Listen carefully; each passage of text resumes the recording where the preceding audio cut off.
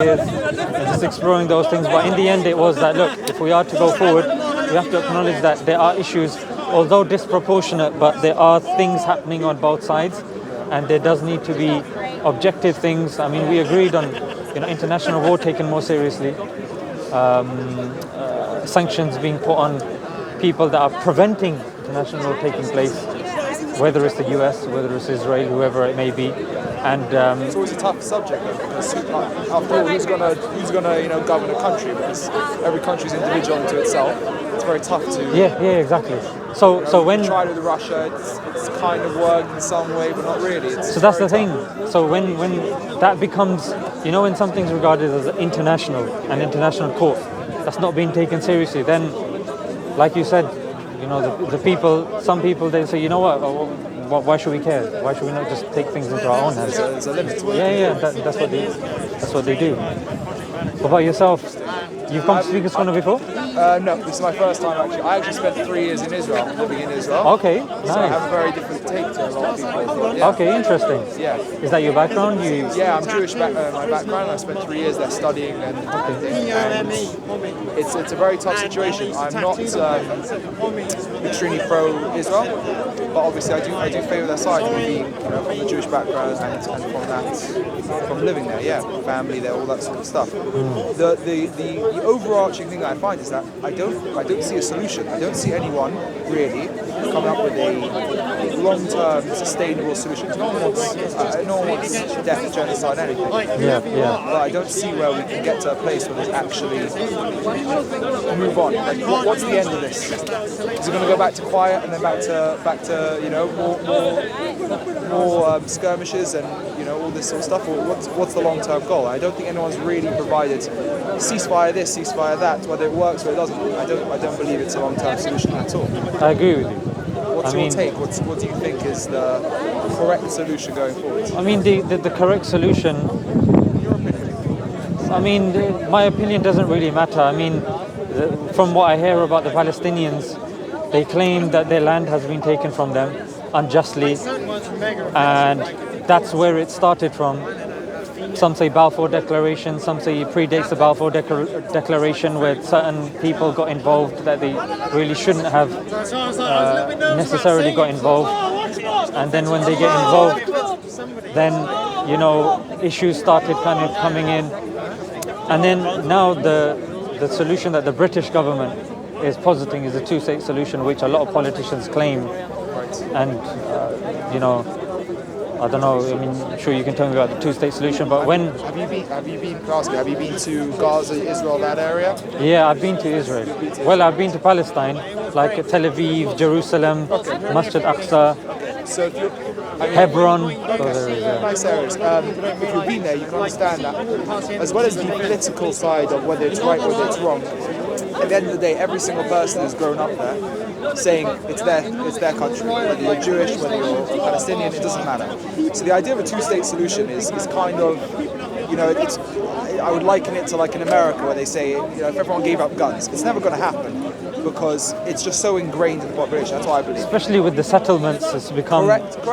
Near impossible. On both sides, there's been no one's pretending that any side is totally innocent. So whether you can forge something that's international or not, there will always be. But here's the thing. Sorry, what's your name? My name is Ishan. Martin, nice to meet you. So I guess the issue with both sides, the issue with that is Palestinians were living in a land. Right. Then a declaration gets brought up that, this isn't your land anymore, you have to move here, you have to go there, and this and that. They're saying this is our land. So it's not about both land, it's about occupied and occupier. That's the side of the Palestinians, that's the side that we see. That you have a land. Whoever had it, this many years ago before, but who's living on there? Like, who's there? So that's where it's starting from. Then the Balfour gets involved. Then there's a Balfour Declaration because it's under the British consulate or wherever it is. Then they get involved, and then it kind of snowballs, and the Nakba happens with the 700,000 kind of moving, and the 500 villages and this and that. That's that's pretty clear cut. from that kind of aspect. And then when, you know, you got these accords and that, you know, right, Yasser Arafat and this and that, certain things get drawn up, but yet settlements are being built in and this is happening and that's not being reversed by the people that are assisting Israel, like the United States. You know, anytime something happens, things get vetoed and this and that, and no one's being held to account. Then Martin, unfortunately, people then say, you know what, if no one's helping us, and you got certain Arab countries saying, you know what, nothing's going to happen, and having this defeatist attitude, then people start taking laws and things into their own hands. I'm not saying that that's the right thing to do, but unfortunately, that's where we are at the moment. I mean, from your kind of understanding, where do you see things going from somebody that's lived in Israel, somebody that's seen it? It'll be interesting. So obviously, clear out, I feel very emotional about the whole the October 7th massacre, right? I understand your point of view that you're saying comes from an oppressed sense, something that the people there felt they had to do something out. I can understand that basis. However, obviously, in an emotional that wasn't referring to October 7th, by the way. That was referring to the about 70 plus issue that Palestine has had with Israel. Yeah, I'm saying, but in regard to what's happened, obviously the recent flare-up and the recent that's the thing that's been popularized. Correct. Yeah. So emotionally, obviously, I wouldn't feel comfortable sharing how I feel because obviously it's very tough. I'm Jewish. I'm from Israel. It's horrible in my vision, and I think from a basis of I mean, just like the killings of Palestinians are, you know, emotional for me as well. Yeah. Truly, if there are innocent people in Gaza, I do feel bad for those people who are genuinely they don't wish to harm to the Jewish people. I genuinely feel bad. Being carpet bombs, in a sense, right? It's strategic, but the Israelis they know that they're hitting civilians. They know, but they calculate it. The Israelis are not. When I hear carpet bombing, they're not. Of civilians. In a certain sense, they're not. Sorry, I misspoke with carpet. Because it's true. There are pictures showing like land before and after, and it's just zero. And that, like, you have to be a human being, and that rips my heart to shreds. Absolutely. If I was a person living in Gaza and I saw my house got destroyed, I'd be horrified. I mean, as well as family, I'm talking about, you know, everything is there. However, there comes a point where we're in this situation. This is why there's no issue. We know openly that Hamas hides behind civilians. We know that they spend time with the civilians. It's well documented. You can see the Hamas fighters walk through the streets. It's very, very tough. I'm not saying they're right, I'm not saying they're wrong, because it's not for me to say. But at the end of the day, the solution is not simple to just say, we're not going to do anything, or we're going to carpet bomb. You know, it's not, there's no, what would you say is the line in between that, where there's a... I'll tell you, Martin. I'll tell you. Acceptable. So, let's just say you have a terrorist in a building. Let's just say a hospital. Okay. Or let's just say an area or whatnot. Just say a regular building, yeah. What I would say is that still doesn't excuse you to start firing at the building where you have innocent civilians inside it. It calls for a strategic response. You need feet on the ground. You need people to go in. There needs to be a strategic kind of invasion. And like sometimes people find that very difficult to understand in Palestine. Yeah, but let's just say there was a synagogue. I've used this example. Synagogue in Israel. There happens to be a Hamas there, but you've got, you know, worshippers there and stuff like this. Would you destroy the whole synagogue? Would you start firing? Of course not. You would opt to get another strategy, and that strategy would not be, oh, Hamas is there, therefore, you know, we can do that. There's ample military, and you know, the Israeli military is not something that's just started yesterday. It's a very very experienced, very powerful military. For it to be using this excuse, I think it's a bit of a cop-out. I hear your point. However, I think that's incorrect in the sense that, let's say they were to go in, right? There would be far more soldiers lost from the Israeli side, right? Obviously, because it is dangerous. It is, obviously hazardous to go in because they're much more vulnerable to Hamas terrorists coming up or out of their tunnels or buildings, whatever. It's obviously a lot more dangerous for them to go in. Now, what that means basically is that we're valuing Gazan civilians over Israeli military. Right? Now, is that correct? Is that not? it's not for me to say, but from an Israeli standpoint, you can see how they're weighing up the options, right? By the way, before all this, but remember, Hamas have chosen to keep the civilians next to them. It's not like they just happen to be there. It's clear cut that they choose to be in those areas. Which, by the way, and I can understand, if I was going up against the Israeli military, I would also want some sort of defense. Is it wrong? 100% to understand why they do it. It's very smart of them. Is it a brutal thing to do? Yes, absolutely. And we can't be. I think the Israeli military can't be put in a situation where they're saying, it's kind of like a lose-lose situation, because either they don't attack, or they're condemned for killing. What do you think of the example that I gave? Of going in? No, let's just say there was a synagogue in Israel. Yes. Where it was filled with Israeli civilians, and there was Hamas there. What strategy would be used? They would go in.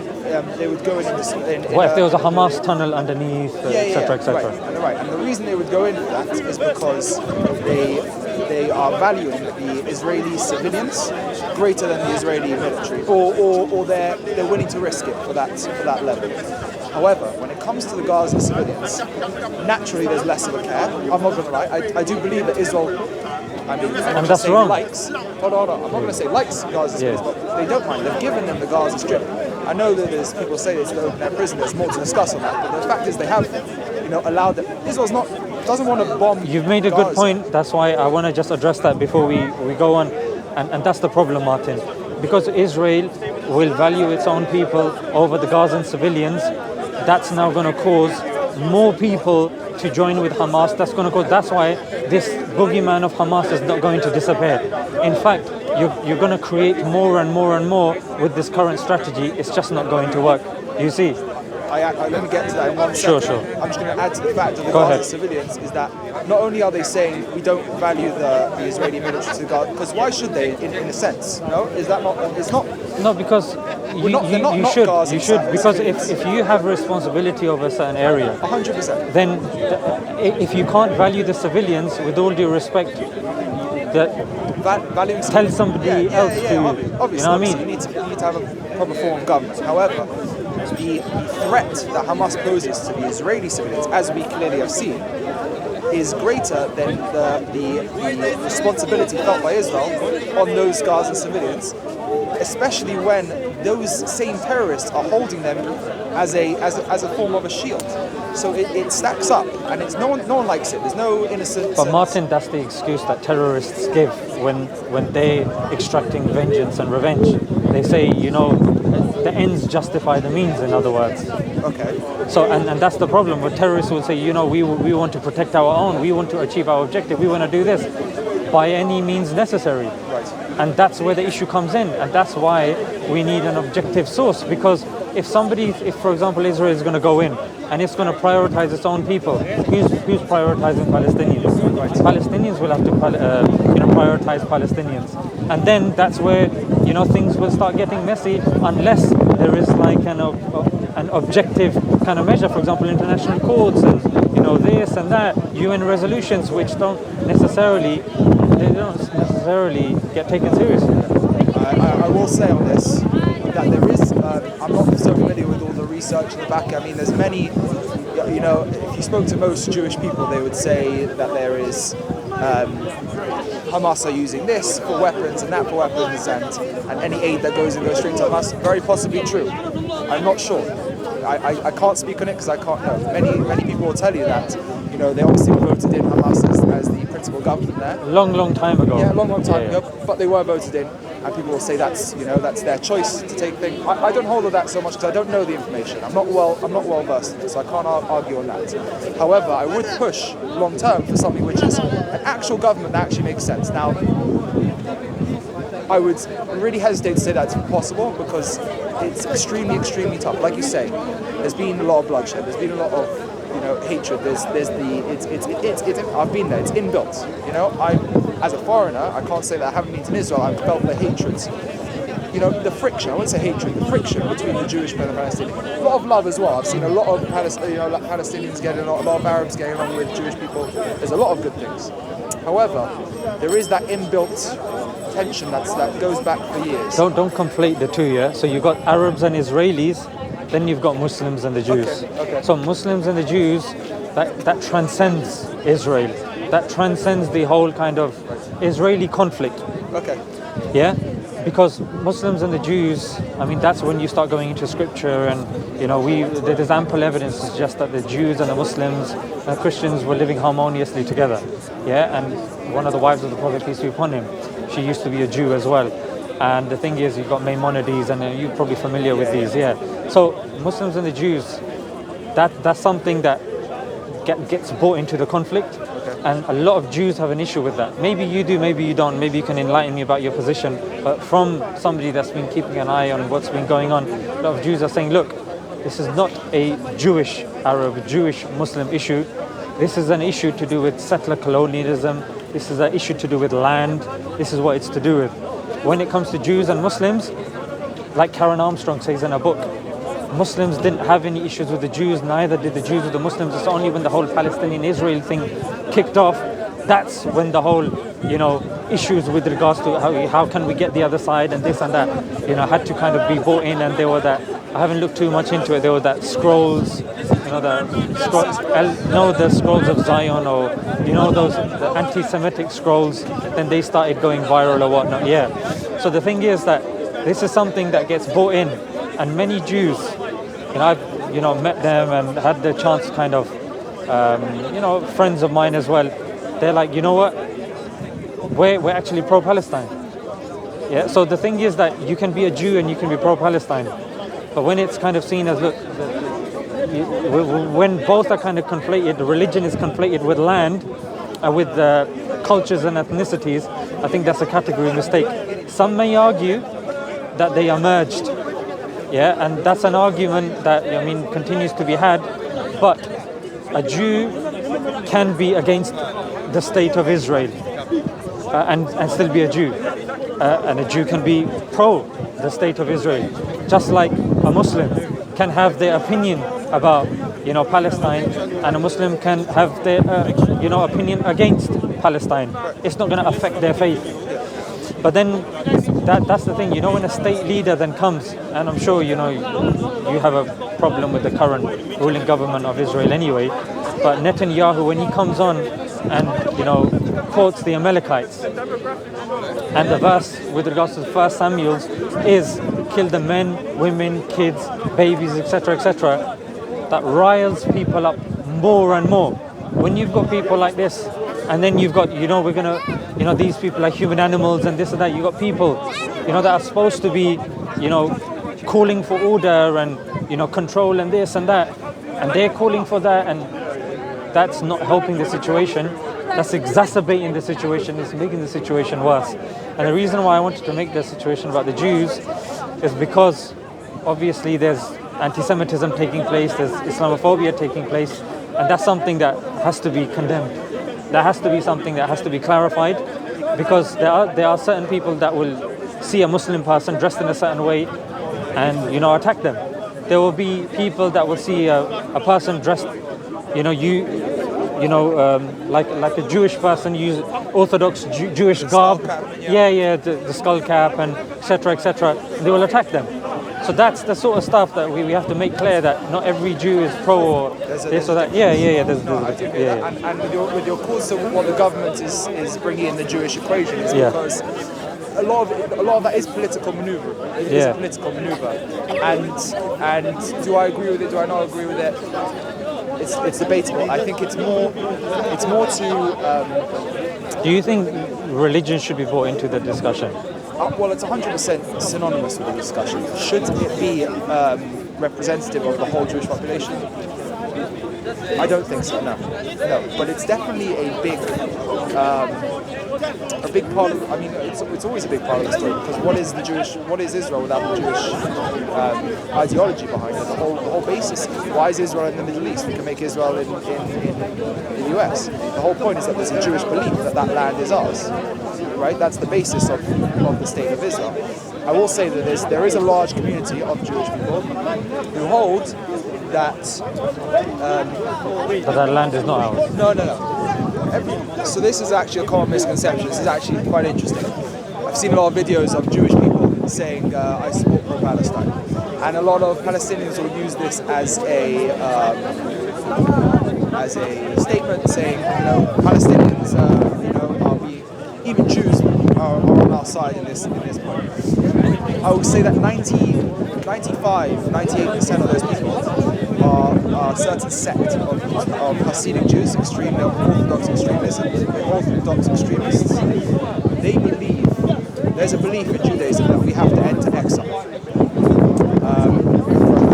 for a third time. And the only way that the Messiah comes is through this exile. Now, if we have a state of Israel in the exile, I don't know the exact details, but it says that we can't have a state of Israel in this time, in some way. And therefore they are calling for the abolishment of Zionism and the state of Israel, because they believe that without the state of Israel we will achieve the Messiah, which is the ultimate aim, sooner. So there's actually two sects. There's a very famous, right?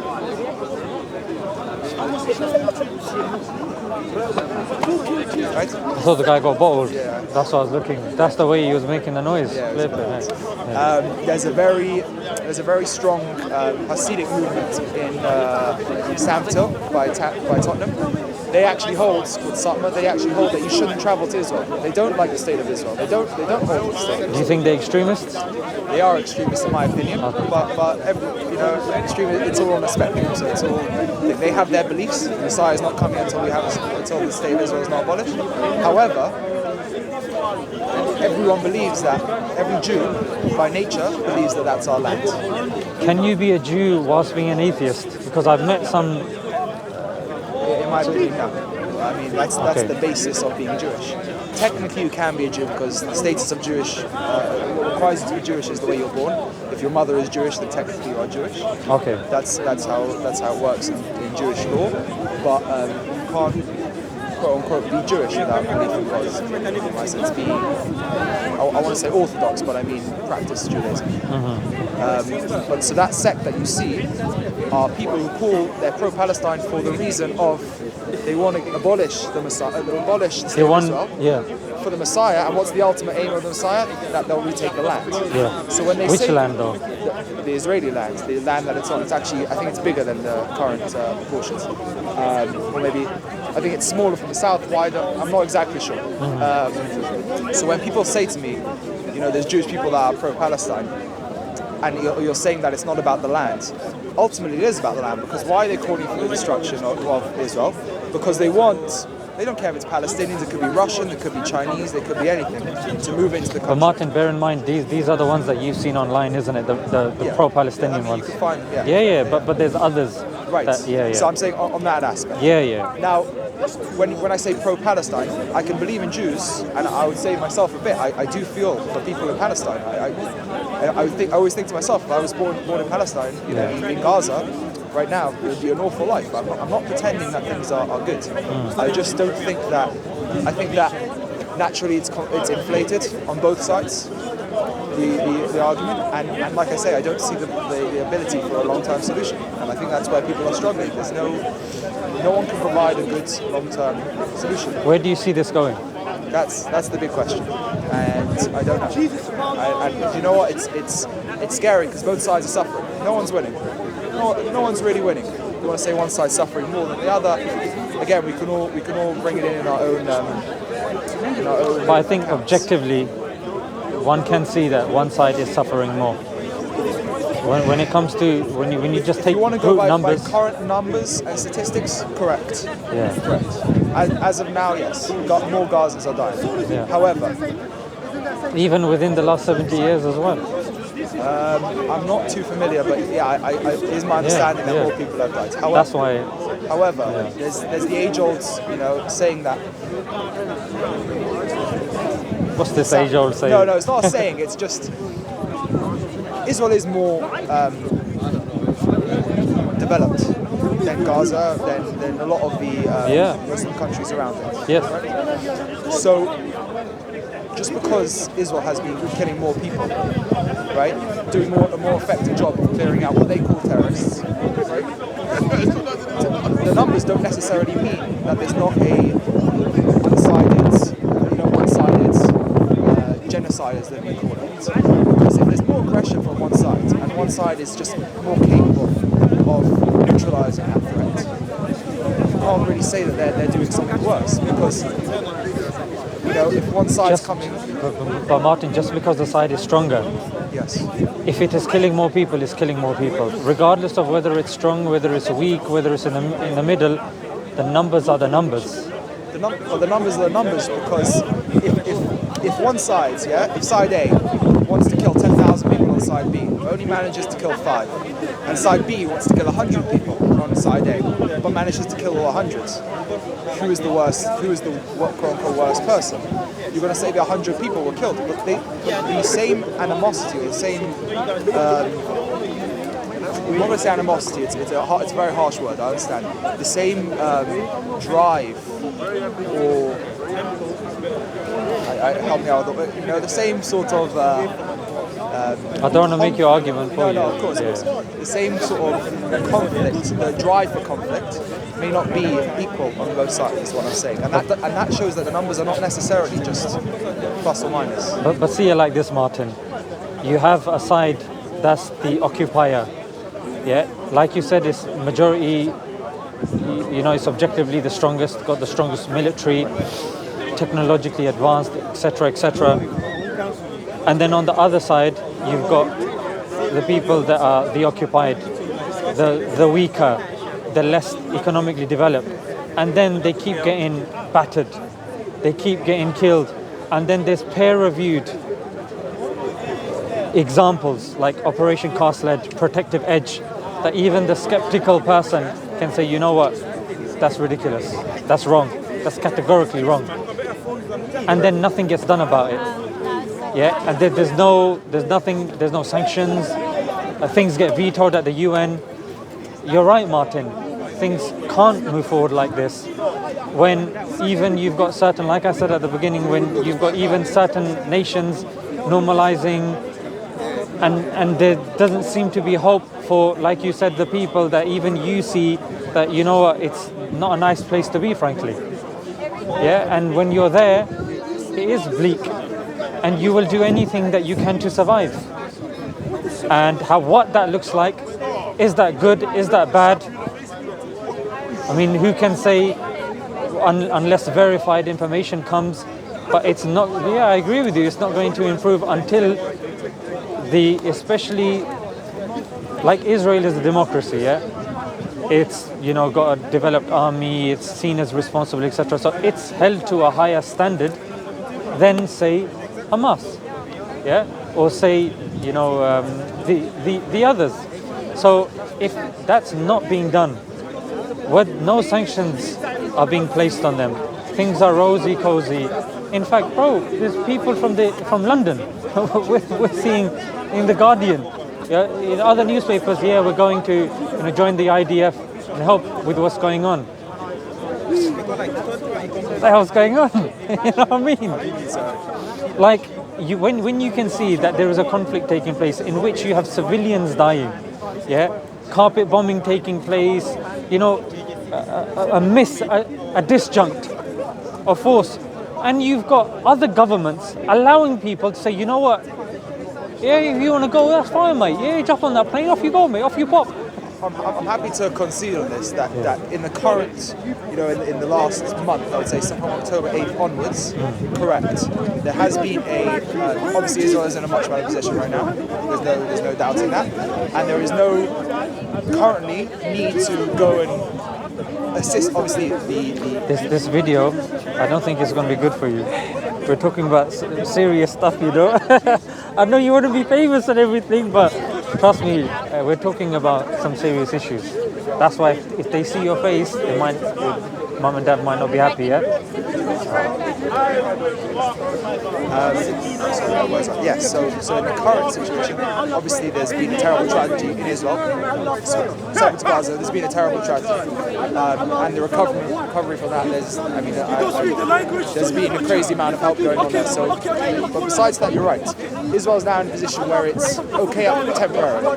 However, Israel has a long-term goal. They want to prevent what's happened again. I know you can say... And that has to be done responsibly. That has to be done. Responsibly, even for the fate of Israel as well. Correct, because Israel doesn't want to live in. Israel doesn't want to live. Israel doesn't want to just go and what they're doing now, Martin, is seems to only be sealing their fate. So this is what we're going back on. There isn't a good solution to what they can do and how to do it. If there was an easy, do you know what? If Hamas, I don't know how many, 30,000 of them, came out, stood on the beach and said, let's have a head-to-head fight with Israel, then Israel would stop bombing. But they can't.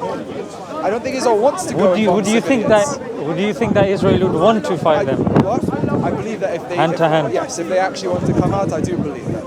And that's what I'm saying. Israel, it's a spectrum. Yeah. If it was readily available, Israel would choose the best means. If it's not readily available, there is a grey area. Now, within that grey area, there's extreme and less extreme. The thing, Martin, is that when you don't value the Gazan civilians as much as your own soldiers, and you're claiming responsibility over that land, and we're doing this, that's where the issue comes in, then you cannot be trusted, and that's where the international community needs to come in. That, in my humble opinion, for whatever it's worth, the international community, the international courts and this and that needs to be taken more seriously, and countries that are enabling whichever side unjustly need to be checked, and this issue does need to be resolved in a more objective way. Do you think that's fair? I hear that as being fair, but I would just want to add that if Israel wants to prevent this from ever happening again, and I agree that if there was international, look, there's the idea of revenge. But bro, if Hamas does this, each time something happens, or we're gonna prevent this from ever happening again, means that you're going too far. It means you're going beyond the boundary. That's just polite lingo for they're going above and beyond where they should be going. But that's where the issue comes in, Martin. It's all on a spectrum of where is correct. Where do you draw the line? And that exactly, line and that's where the international community has never been drawn, and there needs to be a certain. Yeah. But the problem is where people agree on that line. And that's where you need international players to come in. And I don't think that's acceptable to say that nothing is to be done. It's not acceptable to say that everything should be done, meaning in an aggressive way from the Israeli military. Yeah, exactly. It needs to be a good balance. The only point that I can truly agree with you is that killing terrorists does not stop creating terrorists, and that is an unfortunate reality on both sides, because it will come to a point where the kids and the kids' will, which is a bit like it is with the tension these days. They will hate. The tension will be caused more from past misdoings, where you forget the original reason why you're fighting almost. That's obviously there is real tensions and real disparity between them, but the added layers and layers of destruction and history, it gets to the point where it's not it becomes too much and less of the original issue. It is. We just pray. Both of us are obviously believers in God. We pray that this gets resolved soon and fairly as well. It's ironic, all cousins. You all go back. Exactly. So it's hard to say. It's difficult, bro, and it's not nice. It's heart-wrenching to see, innocent Israelis being killed. It's heart-wrenching to see innocent Palestinians being killed. And there's no ifs or buts. There's no qualms about that. And we obviously need to work towards a solution. We hope that we can, without inflaming tensions and making the situation worse, like certain people are doing. I pray that a feasible solution comes around where everyone feels just and long term can actually be sorted. Martin, thank you very much. It's been an honor. Thank you. The honor is mine. Zishan. Nice to meet Pleased to meet you. Thanks. Abdul Karim. Sorry? Get a picture. Come on, let's do it. Yeah, let's do it. Still. MashaAllah. Oh, sorry.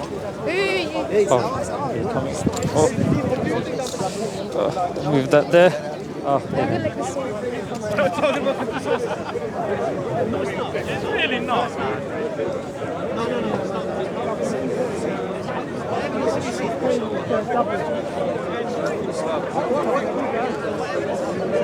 Is your dad doing a documentary? You're doing a movie? MashaAllah. How are you, brother?